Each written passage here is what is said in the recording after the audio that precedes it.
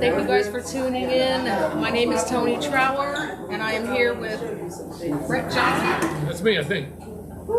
And we are here with Erik Terrell, the fantastic comedian. He just entertained us tonight. The Erik Terrell. The. Yes. Oh my goodness, it was amazing. Amazing. And we had a blast. We had some hecklers. We talked about some mamas. we talked about all of that. We talked about some white folks. We talked about a lot of stuff tonight. Okay. We had a good time. We talked about you. Yeah. We talked about his co-workers as well. Need to know who the white people are. Specific white folks, okay? Not all of y'all, not all of you, just specific ones. Yes, so I had a few questions for you. I wanted to know what got you interested in comedy? So, comedy specials. When I was in college, I was watching comedy specials, that was back when Chris Rock was really popular, and Bill Bellamy, they had specials on Showtime, HBO. I would watch the comedy specials and I loved them, and I just knew that I could do it. I felt like I could do it, and so I wanted to prove to myself that I could do it. I would just look at it and I'm like, man, I think I can do that. And so I ended up telling a buddy of mine, I'm gonna do it. I'm gonna give it a shot. Before I had really consulted myself about it, and after I said it, I was like, wow. I said that out loud. I probably should follow through with that. So I kind of went up there and just gave it a shot, and I loved it so much. I did it a couple more times, fell in love with it. The rest is history. Wow. Okay. Yeah. I got a question for you. Yes, consider the fact that this is an entertainment field, and we're all human. How difficult is it? You have something going on in your house that's like pretty tough to deal with. How is it to crack a smile each night and perform? Oh my God! Yeah, that's a good question. I mean, to be completely honest with you, I'm here at this show tonight, this great show, Great Jolly Experience, and I came from the hospital. Really? I came from the hospital. I had to take my wife to the hospital, and we were there for a couple hours. It was a bit of an emergency visit. I'll tell the two of you more about that after we finish. But it's not always easy. It's not always easy. And there's been times that have been tougher than that. Now, I found out a good friend of mine passed away one night, minutes before going on stage. And I'm like wiping tears out of my eyes, walking on stage. And, I gave it my all. I cracked the smile, like you said, and I did my act. And, I did my best to give the room the best energy I could give them. So it's tough. How do I do it? I don't know. I just give it my best shot, but it's not easy. It's very, very difficult. Well, it must work because you have like a whole HBO comedy special, right? Yeah. Is it HBO, Amazon right? Prime. Amazon Yes. Prime. My bad. Yeah. Oh no, please. It's all good. Well, we're just going to put you HBO out into existence. Right. Amazon Prime. Yes. Comedy special, right? What's it called again? Yeah, it's called Live at Helium. Live at Helium. Yes, Erik Terrell, Live at Helium. Check it out. Yes, subscribe to my YouTube channel, Terrell's Top 5. But good things are happening. Good things are, finally. Yeah. It's only been 10 years. That's how long you've been doing this? Yeah. Technically 11. Yeah. I'd like to know, like from a comedian standpoint, other comedians steal lyrics or steal jokes? Steal jokes. So that's frowned upon in it should be. Yeah. In the world of comedy. Have you ever encountered that? I've never encountered that. No, I don't know how I would handle it. I would try my best not to become violent.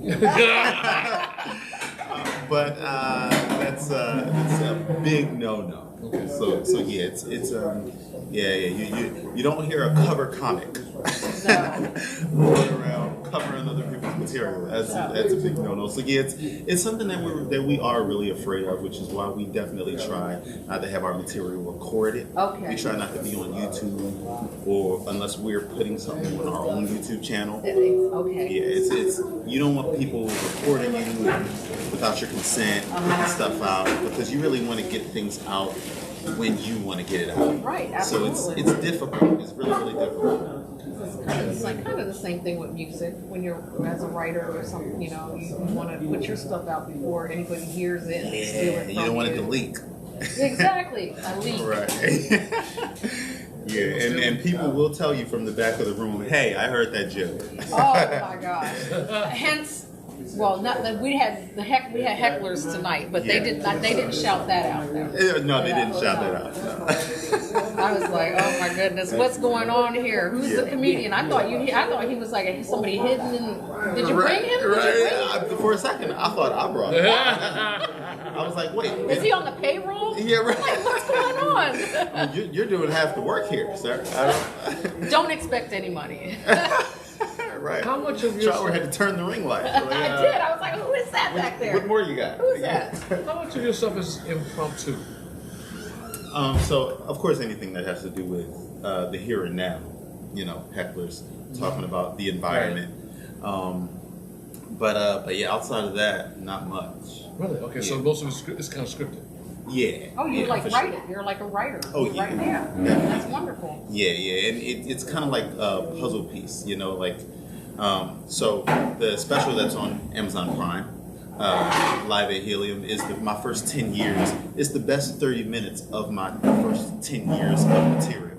So up until that point where we put something out on Amazon or on some streaming platform, every set that we do, we're constantly taking stuff out, from the last set we did, put something new in, Okay. and something else that we just wrote in, and maybe this will The fit better in best. the beginning, and just like shifting things in and out and around from the front to the back, and it's a constant puzzle, like putting the act together. Right. Almost like the funniest, the best, everything that you can in that one. Yeah. Right. And so now I'm working on, prayerfully my next special. Oh, wonderful. Every set that I do, I'm constantly just shuffling stuff and just working it out. So about 70 to 80% of it is scripted. Other stuff is new stuff that I'm just kind of putting in to figure out what works where. Yeah, if you like it, if you get a good reaction from it, Yeah. Yeah, that's great. So I do have one question. What advice do you have for somebody trying to break out into your business to be a comedian? Do you have any advice for them? Tons of it. Tons. Oh my God. Yeah, tons of it. But when people ask me that question, because I have been asked that question a couple of times, I always say one thing primarily before anything else, and that's just, I guess, what most people would say to someone who's starting out in something, and that's just to keep going. Right. I mean, that's the truth no matter what you're doing, but especially in comedy.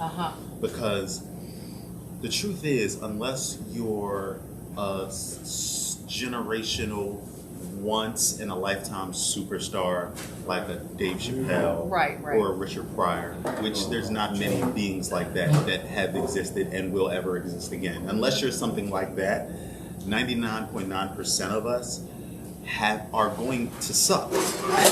And so when you're doing comedy, those first couple times, you don't even have jokes yet. Like you have to decide. You have to make a decision that this is what I'm doing.